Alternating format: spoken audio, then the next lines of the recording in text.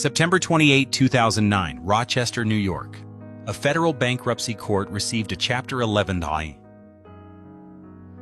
filing from a company called the Jolt Company, Inc. The company did not fail because Coca-Cola outsmarted it. It did not fail because Pepsi outspent it. It did not fail because the government banned it or because consumers stopped wanting what it sold. It failed because of cans. 90 million of them. Somewhere along the way, the founder of the Jolt Company, the man who built the brand from nothing, who fought the FDA, who outlasted every critic who ever called his product dangerous, signed a contract to purchase 90 million custom-designed cans from a manufacturer named Rexam.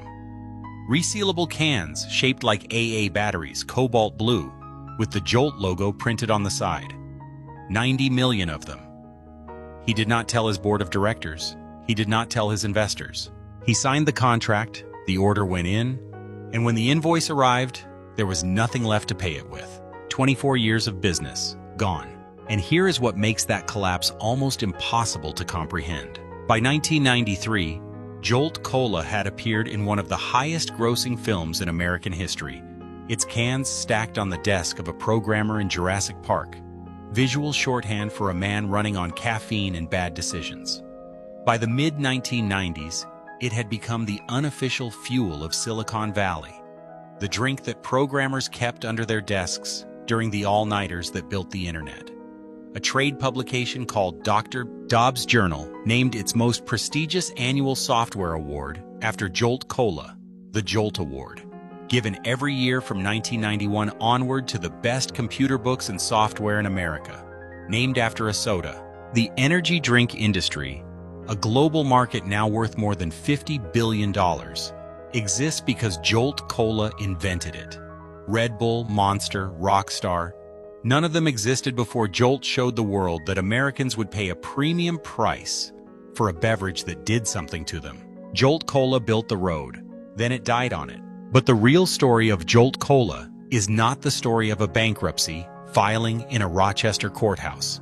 It is the story of a father and a son, a 6-year formula, and a decision made in 1979 at a soft drink distributor meeting that nobody remembers. A decision that changed what Americans drink, how they work, and how an entire generation of engineers and students and night shift workers powered through the hours that mattered. The story begins in Rochester, New York, 1979. Every week, we tell the stories behind the brands and the companies that shaped American life. Give the video a like and subscribe if you want to keep hearing them. Joseph Rapp had spent 40 years in the beverage business without ever owning a famous brand. He ran a Canada dry bottling plant in Rochester, New York, a working man's operation in a working man's city. Rochester in the post-war decades was the kind of place that made things. Kodak made film there. Xerox made copiers there. Joseph Rapp made ginger ale and tonic water, filled bottles, loaded trucks, and kept the routes running. 40 years. He knew the beverage industry from the inside out, not from a boardroom, but from a production floor. In 1979, he retired. That same year, he attended a soft drink distributor meeting, the kind of industry gathering where regional bottlers and sales reps talked market trends, compared margins, and argued about shelf placement. Joseph Rapp sat in that room and listened to what everyone else in the American beverage industry was planning to do next. Every single representative at that meeting was moving in the same direction. Less caffeine, less sugar, fewer calories, lighter taste.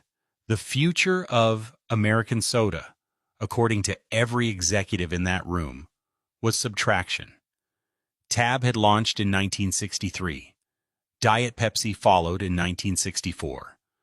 By the late 1970s, caffeine-free versions of every major cola were either on shelves or in development.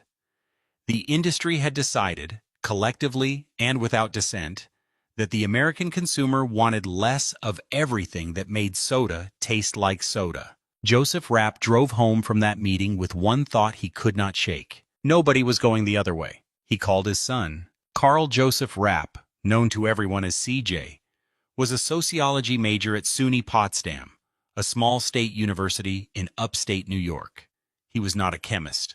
He was not a food scientist. He was a college student who had watched his classmates, himself included, do something that no beverage company had ever thought to study closely. They mixed things into their sodas. Coffee was too bitter for long study sessions. Tea was too weak. There was no product on the market specifically designed to keep a person alert and functional through a 4-hour exam review or an all-night paper deadline. So students improvised, adding whatever they could find to whatever cola was cheapest, chasing a caffeine level that the commercial beverage industry had decided Americans did not want or need. C.J. Rapp looked at that behavior and saw a market. Not a niche, a market. He and his father began working on a formula in 1979. It took 6 years.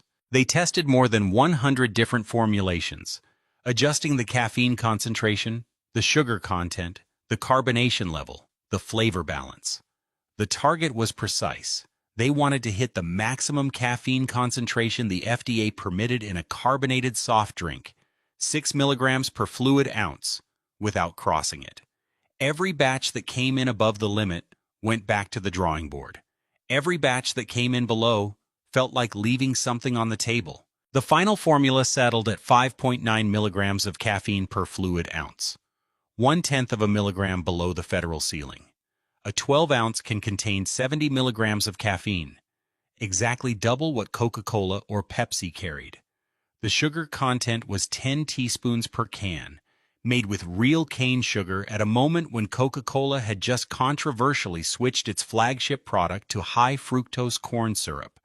The carbonation was tighter than a standard cola, finer bubbles, cleaner finish, a texture that felt more like a classic soda parlor drink than anything currently on American shelves. In April 1986, the Jolt Company, Inc. released Jolt Cola in Rochester, New York. The slogan printed on every can, all the sugar and twice the caffeine.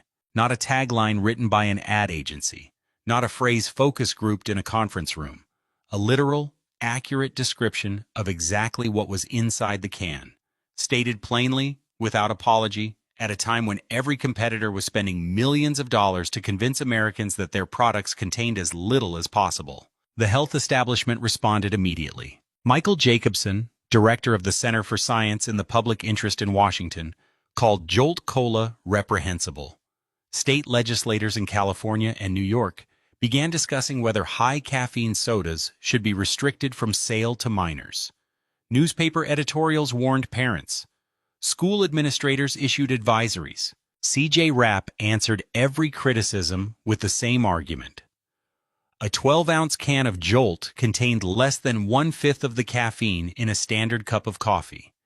Coffee was sold in every diner, every gas station, and every school cafeteria in America without restriction.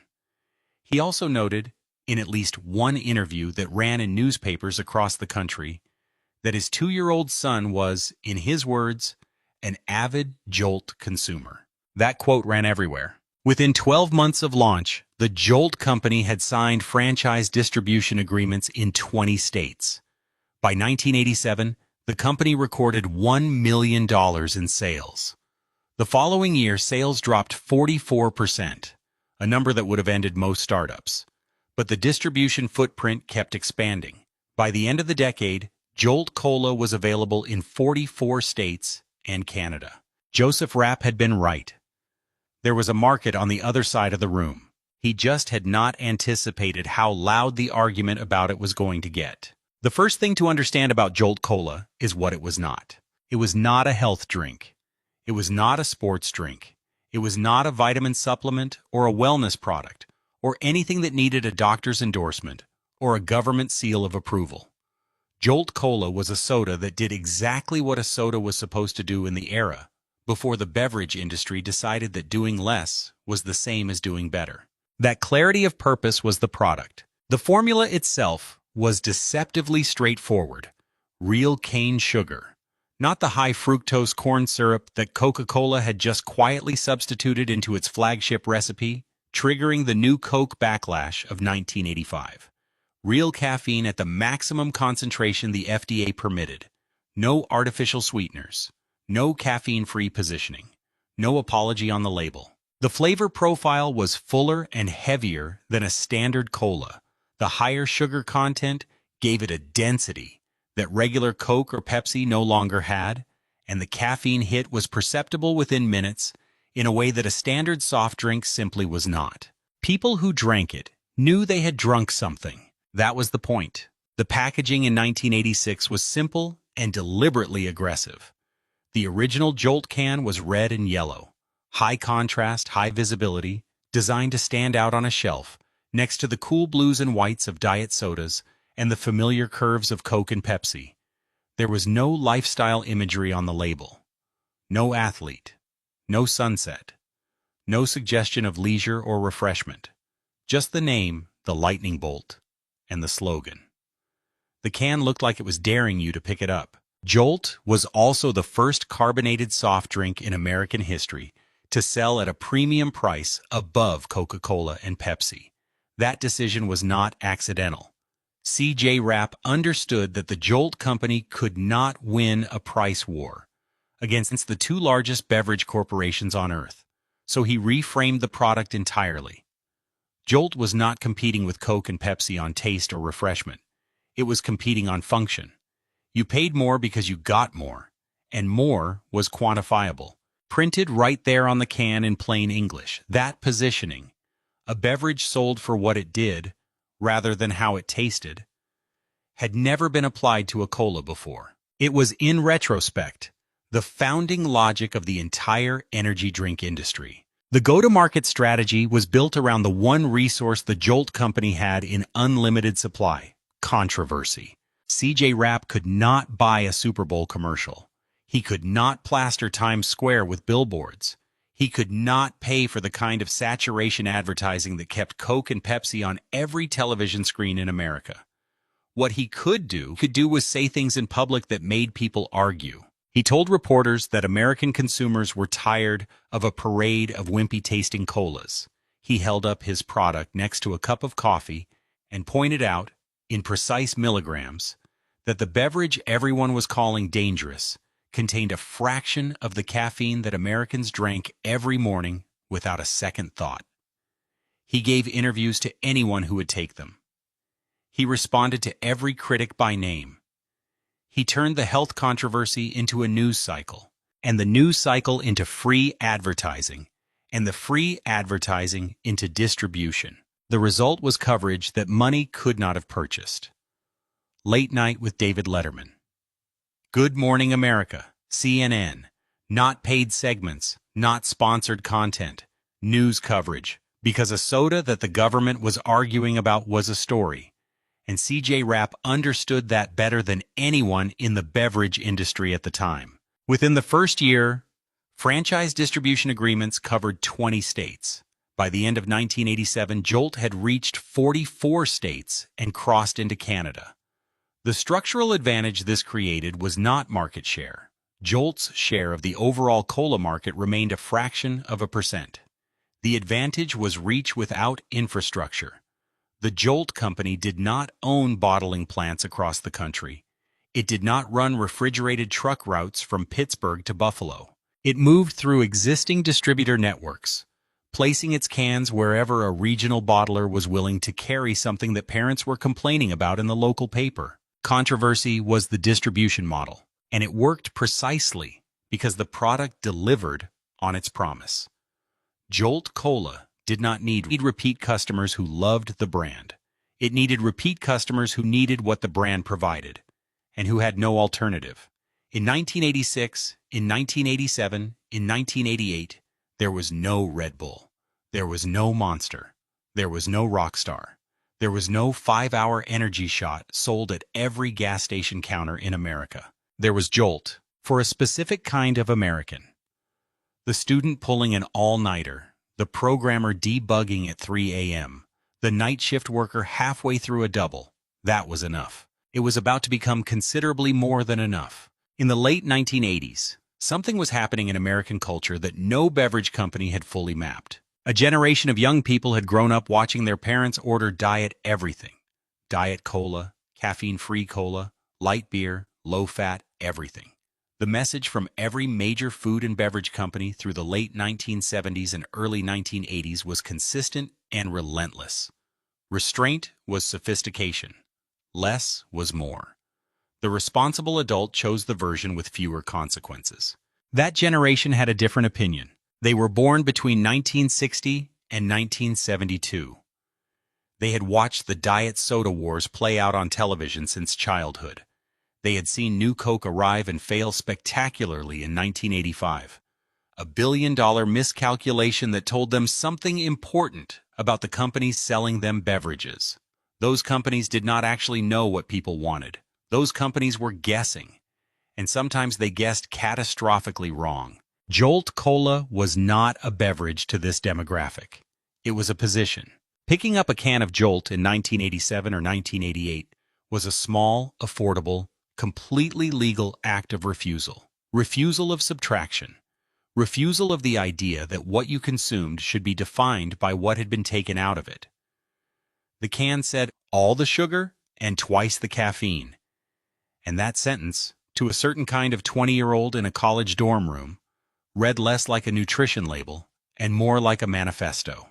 The fact that parents objected made it better. The fact that health advocates called it irresponsible made it better still. C.J. Rapp had not set out to build a countercultural icon.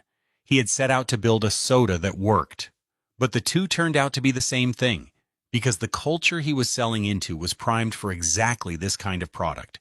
Something that said what it was, did what it said, and made no effort to pretend otherwise. By 1988, Jolt Cola was in 44 states. The sales numbers were modest by the standards of the major cola companies. The cultural footprint was not. Then the programmers found it. The personal computer industry in the late 1980s was not yet the polished, venture capital-saturated ecosystem it would become by the mid-1990s. It was messier than that. Smaller, more obsessive. Software developers in 1988 and 1989 were often working out of cramped offices, spare bedrooms, and university computer labs, writing code on machines that crashed regularly, debugging systems that had no documentation, building products for a market that had not yet decided what it wanted. The hours were brutal, the deadlines were arbitrary, the coffee was bad, and the vending machines closed at midnight. Jolt Cola was available at 24-hour convenience stores. The adoption was not the result of a marketing campaign. Jolt did not buy advertising in computer magazines or sponsor developer conferences.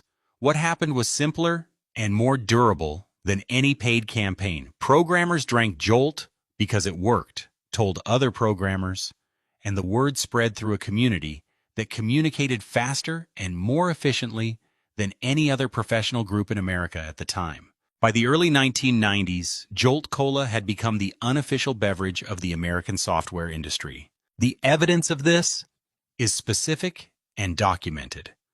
Dr. Dobbs' Journal, the most widely read technical publication for professional software developers in the United States, ran a cover story on Jolt Cola, not an advertisement, a story.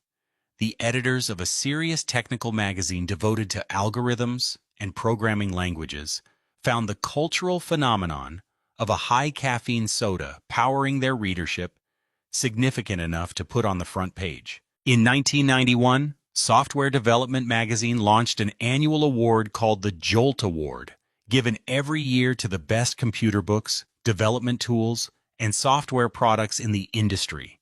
The award's logo was modeled directly on the Jolt Cola logo. Jolt Cola was served at the award ceremony each year.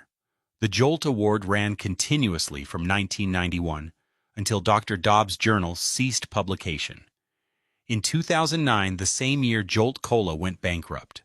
The two died together. The soda and the award it had inspired, closing out the same era at the same moment. That parallel is not a coincidence. It is a timestamp. Jolt Cola and the first generation of the American software industry grew up together. They peaked together, and they ended together, replaced by a world that had absorbed everything they built and moved on without them.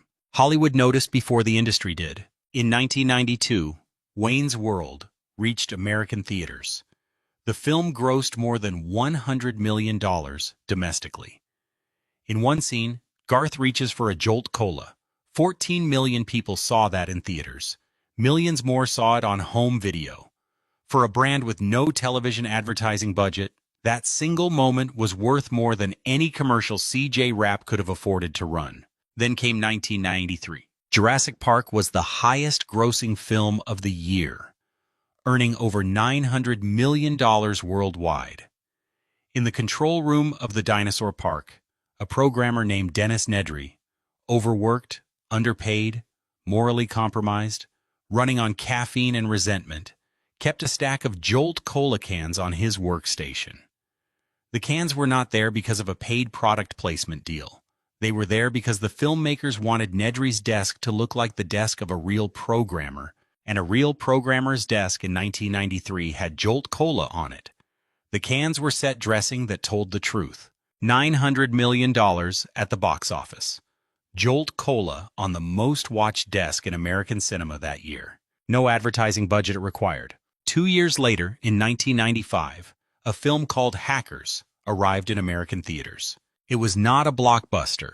It grossed $12 million against a $15 million budget and received mixed reviews from critics who found its vision of hacker culture simultaneously too dramatic and not dramatic enough. But among a specific demographic, young, technically literate, already inclined toward the kind of late-night computing that Jolt Cola was built to support, it became something closer to a document than a film. In one scene, a character holds up a can of Jolt Cola and delivers a line that no marketing department could have scripted. Jolt Cola, the soft drink of the elite hacker. That line was not ironic. It was not a joke. It was the film's shorthand for a real cultural fact that by 1995, Jolt Cola had become so thoroughly embedded in the identity of American computing culture that a Hollywood screenplay used it as character definition. You did not need to explain who these people were if you showed them drinking Jolt. The audience already knew.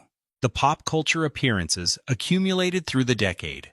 Gremlins 2, The New Batch, Beavis and Butthead on MTV, a recurring fictional analog in The Simpsons, a cameo in Stranger Things set in the 1980s, decades after the fact, because the show's writers understood that Jolt on a desk was a period detail as accurate as a particular haircut or a specific model of television set. Each appearance was unpaid.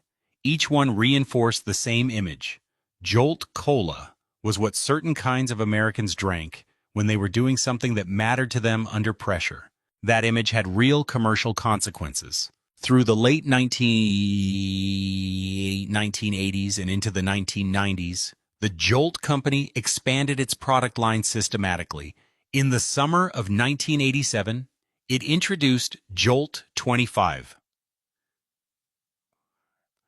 a lower-calorie version sweetened with a combination of sugar and NutraSweet, carrying 25 calories per 12-ounce can. It was a careful move designed to capture the portion of the Jolt audience that wanted the caffeine without the full sugar load, without abandoning the brand's core identity. The flavor extensions followed: Cherry Bomb, Citrus Climax, Orange Blast, White Lightning, which was grape, Red Eye, Electric Blue. Each name followed the same logic as the original: direct, slightly aggressive, designed to communicate energy rather than refreshment. None of them pretended to be something they were not. In 2003, the Jolt Company licensed the brand name beyond beverages for the first time. Jolt Gum, Jolt Mints, Jolt Candy. The caffeine delivery mechanism changed. The promise remained identical. It was among the first times an American soda brand had successfully extended into non-beverage consumer products built around a functional claim rather than a flavor or a lifestyle association. International distribution had been running since the late 1980s. Canada through Cott Corporation, primarily to college campuses and the surrounding communities. Japan through UCC Weshima Coffee Company in the late 1980s and early 1990s. The Philippines through Cosmos Bottling Corporation beginning in 1995. The brand traveled because the need it addressed was not uniquely American. Students and night workers and people who needed to stay alert existed everywhere. But the culture it carried was entirely American, and that combination proved exportable. By the mid-1990s, Jolt Cola was operating in 44 states and multiple international markets. It had inspired a prestigious software industry award that bore its name. It had appeared in 3 major Hollywood productions without paying for placement in any of them.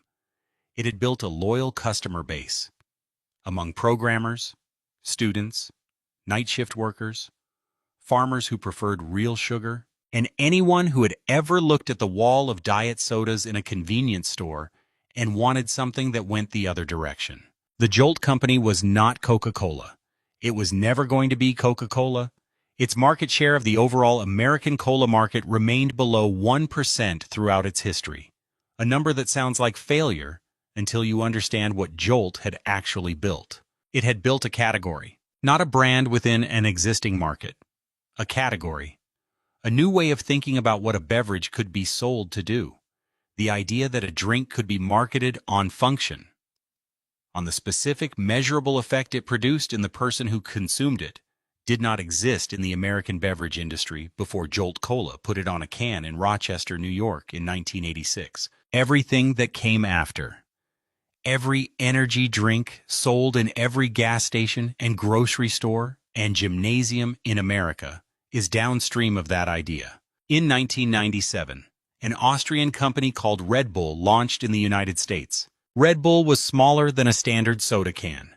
It cost more than a standard soda can. It contained taurine and B vitamins and a specific combination of ingredients that its marketing described not as a soda, but as an energy drink, a term that had not existed as a commercial category before Jolt Cola made the concept viable. Red Bull's American launch generated $35 million in revenue in its first year. CJ Rapp watched it happen from Rochester. He had spent 11 years building the road. Someone else had just driven a very fast car down it. What happened next happened quickly. And it did not happen the way most people who remembered Jolt Cola assumed it did. The collapse of the Jolt Company was not a slow fade. It was not a gradual loss of shelf space or a steady erosion of market share. It was something stranger and more specific than that. It was a decision about cans. Red Bull did not defeat Jolt Cola the way Coca-Cola defeated Pepsi or the way Pepsi defeated RC Cola. Through superior distribution, deeper advertising budgets, and decades of accumulated shelf dominance, Red Bull defeated Jolt Cola by doing to Jolt exactly what Jolt had done to Coke and Pepsi in 1986. It went further. Jolt Cola had doubled the caffeine in a standard soda and called that innovation.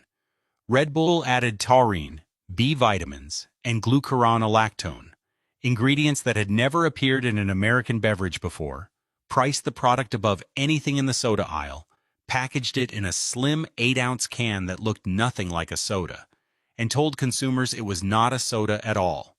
It was something new, something that belonged in a different part of the store, a different part of the conversation, a different part of the culture. Red Bull launched in the United States in 1997 and generated $35 million in revenue in its first year on American shelves. Monster Energy followed in 2002. Rockstar arrived in 2001.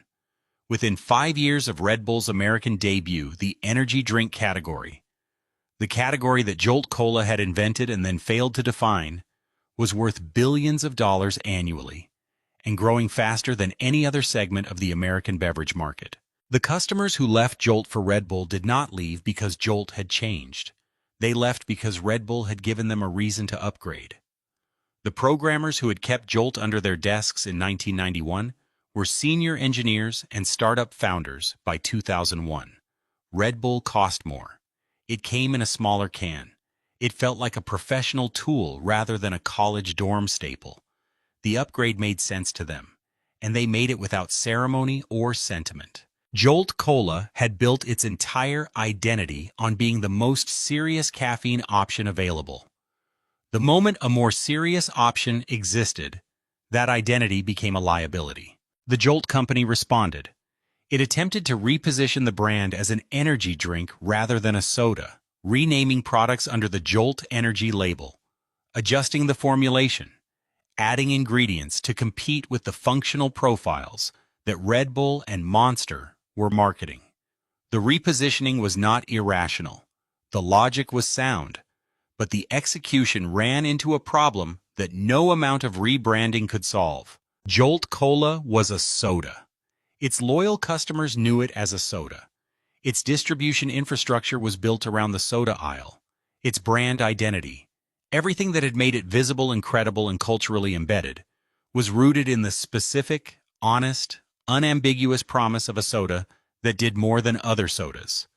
When the Jolt Company tried to become an energy drink company, it was neither the thing it had been, nor the thing it was trying to become. It occupied a middle ground that satisfied nobody. Meanwhile, the company's finances were deteriorating. Around 2005, CJ Rapp made a decision that was, in its own way, entirely consistent with everything he had ever done.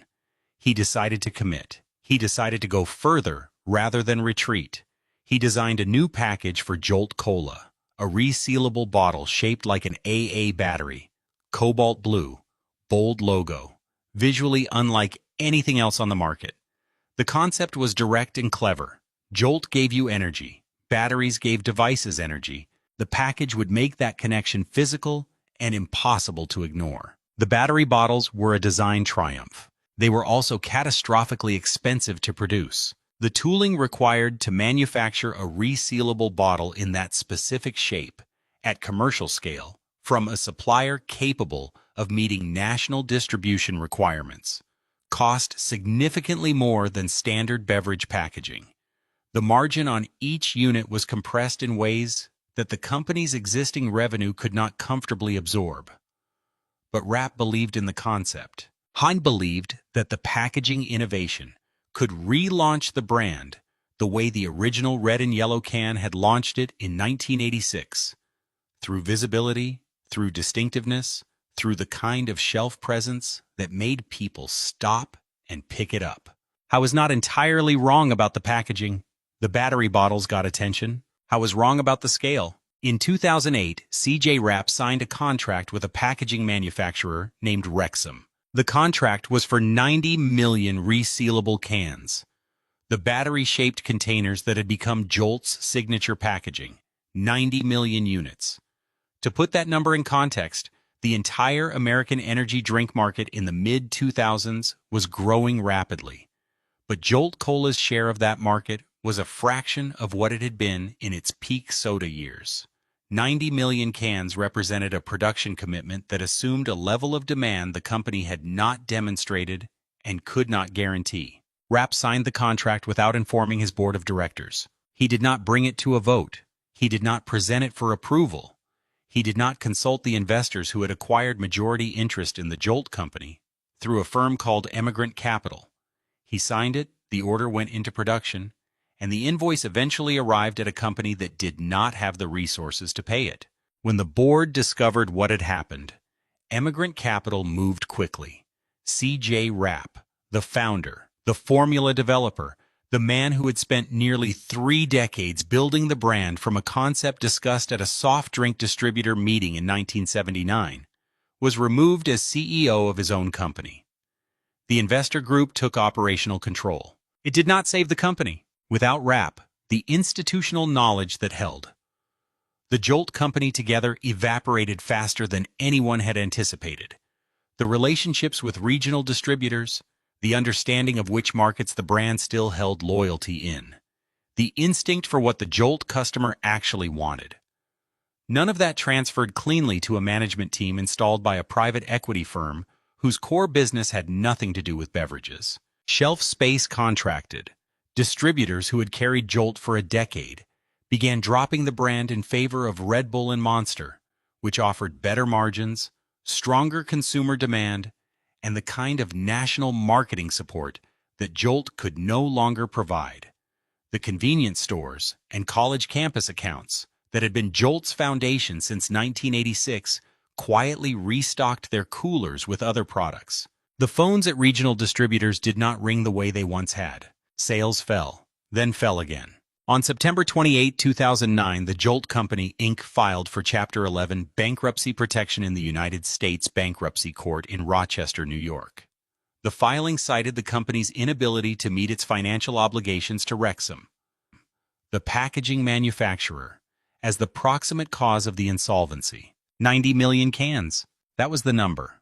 Not Red Bull, not Monster, not the FDA or the health advocates or the parent groups that had spent 20 years trying to get Jolt Cola off store shelves. A contract for 90 million cans that the company could not pay for ended 24 years of operation in a single court filing. CJ Rapp spent the next 8 years in litigation, suing Emigrant Capital over the circumstances of his removal and the handling of the bankruptcy. The legal proceedings moved slowly through the federal courts, while the brand he had built sat in the hands of creditors and eventually passed to a Manhattan-based entity called ECC Jolt, LLC. The Jolt Company name disappeared. Wet Planet Beverages, the corporate identity the company had operated under in its later years, was dissolved. The battery bottles stopped coming off the line. Distribution ceased in market after market, state after state. Without announcement and without ceremony, the last cans were sold. The coolers were restocked. The shelf space closed. 24 years. Gone. Jolt Cola did not stay dead. In September 2017, 8 years after the bankruptcy filing, a can of Jolt Cola appeared on the shelves of Dollar General stores across the United States. $1 per 16-ounce can. The new ownership, ECC Jolt, LLC, based in Manhattan, had struck a deal with the discount retail chain through what a company spokesperson described as a chance meeting on an airplane between Jolt and Dollar General executives. The two companies found, mid-flight, that their brands aligned. A one-year exclusive agreement followed. The nostalgia was genuine.